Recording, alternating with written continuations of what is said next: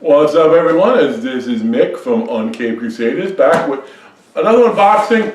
This is one that I want to say I'm a huge fan of.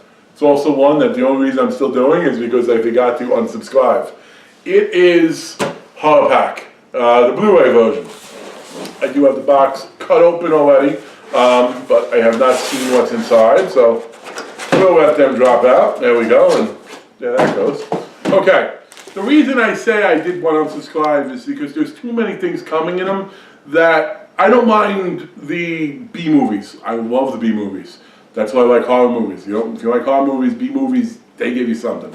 I like the bad B movies, good B movies. I don't like the movies in here though that, oh, that's on Netflix or that's on Amazon. Because part of the allure is to get exposed to stuff that I wanted. The only time I like the stuff that I know of already is when it's like, wow, here's a classic.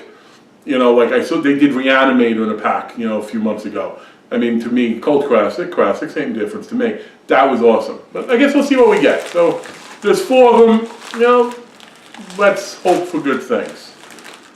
First one we got is, and of course the very first one we get is the one that fits my complaint perfectly. The Town That Dreaded Sundown. Which I think this is actually a remake of the original, or maybe it's a continuing. I have seen this. Fox, where do you think I saw it? In another unboxing? On Netflix. Oh. Where it was for a very long time. Or Amazon Prime. And where it still might be. I'm not completely opposed to having the collection. It's a cool little scratch. Blu-ray. But, bonus features. Something. Okay, bonus features. Let's see what they are. Doesn't say what they are. So not every Blu-ray has bonus features. Is it a relatively new movie? Because a lot of Blu-rays are kind of a gimmick. Not old, not new. Not, you know. Next we have. Okay. Do you know who that is? The director? Wait. Familiar. George Romero is an icon. Dawn of the Dead.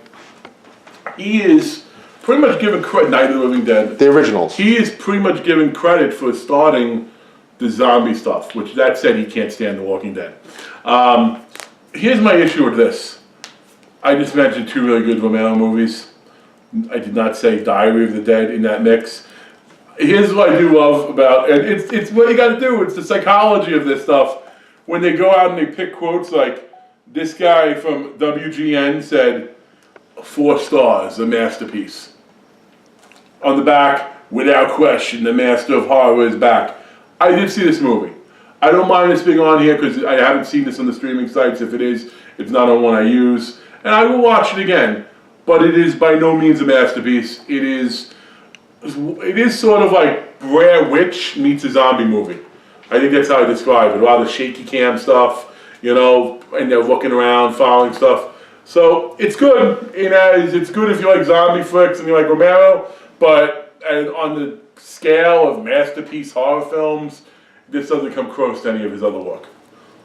So I don't love my start. Yeah, but some people like to collect. There is a Horror Pack exclusive in here somewhere though. So let's see. I have something with packaging on the outside. Let me save that one as that might be the exclusive. Let's see. No, this might be. Okay, yeah, this is the limited edition. Okay, chopping block. Joshua Hull's writing is what he gets to go to the characters between Clerks era Kevin Smith and Roger Corman. What a fun time, what a great director. The comedic interplay between the 5 core cast members. So this looks like it might be a horror comedy, which is fine. Limited edition, I like that. I will watch this. But when I think of the other limited editions from Horror Pack I've seen, they had Cut, which was about 2 guys who got off on seeing women's torsos sliced open and penetrated. And they had Late Night Double Feature, which compared to Cut wasn't that disturbing, but didn't really have any great moments. Mick, what would you call a horror comedy? I thought you were going to use like horror or something. You could say horromedy. A horromedy? Kind of like The Incident. Fox is It's funny but scary at the Fox same time. Is a big horromedy fan. I'll watch this, I'll check it out. The thing that scares me though is mentioning Kevin Smith. Because I love Kevin Smith. huge fan. But they put a movie in the regular horror block, not the Blu-ray one. And I saw the title, and the tagline was Clerks meets Scream. I don't remember the title now, it was a few months ago. I'll be honest with you, I got tricked. I'm like, Clerks meets Scream, I'm in.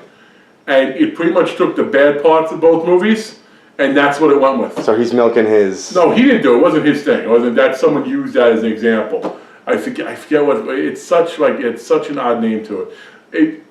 It was yes. The new Call of Duty DLC. It's It like a was- horror based. He's in it It was upsetting. as a character, and that's how they're marketing it on the commercials. Oh yeah, which one? What is It's it? the Nightmare of something, but it's a DLC for Call of Duty, but it's all the horror tropes, Okay. and he's a playable character. Well, he did do. wearing a hockey. He did do in what I thought was awful.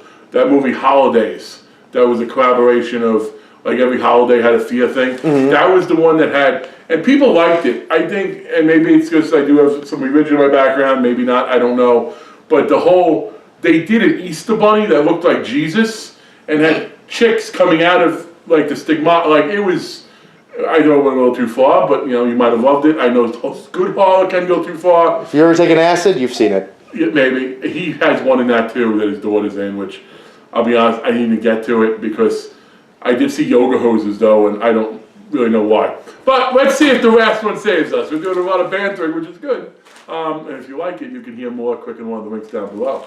But let's see what the last one is. Dark Summer. Some crushes last forever. 17-year-old boy in the house arrest was... Okay, I think... But hold it up. I definitely haven't seen this. I know I've seen the trailer for this. I don't think it is in the streaming services though, which is fine. And I never watched it. Essentially, a kid does some screwed up shit to somebody. They wind up killing themselves or getting killed, and now their ghost is coming back to punish them. I'll give it. I never really understood the sleeves, like why they put. I know that. It's something else to break or lose, right? It's not protect. Like I could see it if it's a different cover inside, Or if it's a metal. It's something unique, or even if different cover. Maybe it was an NC-17 type cover. You don't want to expose for children. But you know what? Let's quickly assess before we sign off. Decent movie. I've seen it. It's streaming. Might have liked something else. I'm definitely gonna give this a try. I will watch this, and I'm sure I'm gonna sit this on my shelf and say I'm gonna watch it, and probably wind up renting it to a friend who hasn't seen it, and then just forget they have it. But that said, that was this month. We do have one more month coming in, and then I get to decide: am I gonna Reddit accidentally renew, or am I gonna finally move on? We'll see. But thanks for joining. Okay, and remember, check out the other unboxing videos because some of the other ones start talking a little bit about pretty cool contests coming. Yeah, subscribe to our channel. You know? Get the alerts. Yeah, get the likes, all that fun stuff. Thanks a lot, folks.